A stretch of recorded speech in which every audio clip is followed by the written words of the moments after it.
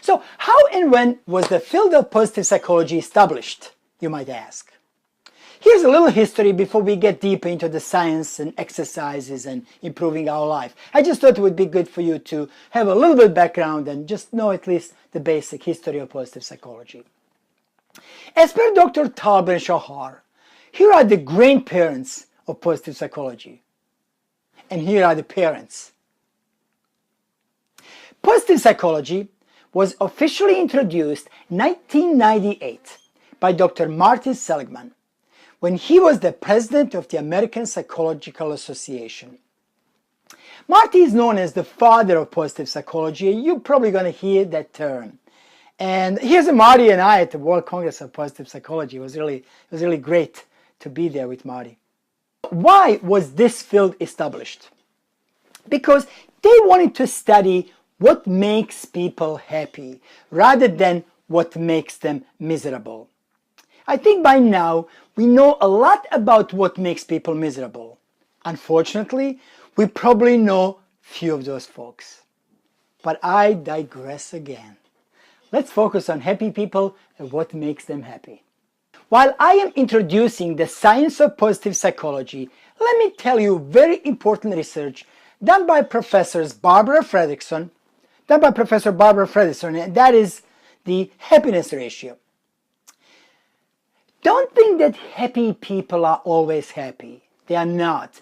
And if they are, we can probably call them crazy rather than happy, because we all need to experience all the emotions, not just happiness.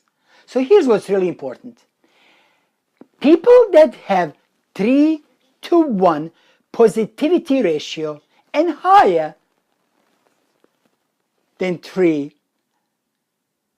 are happy people. So what does it mean? Three positive experiences versus 1 negative. Whoever 3 versus 1 or higher are happy people.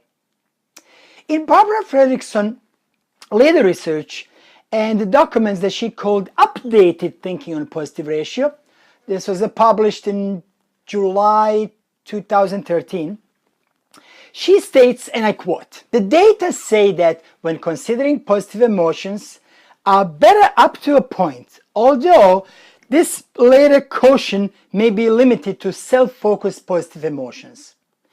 The data also say that when considering negative emotions, less is better down to a point. Negative can either promote healthy functioning or kill it." End of quote. Now you understand when I say that all the emotions are necessary and negative emotions, which we're not going to focus on, could promote healthy functioning, as Dr. Barbara Fredrickson said in her latest paper.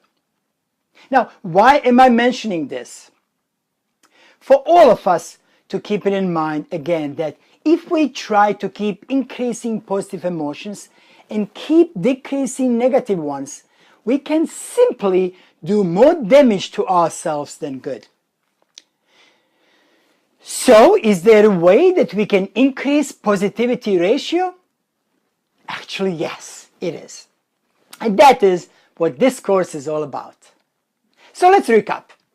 In this lecture, we covered history of the science of happiness, why it was established, who established it and when.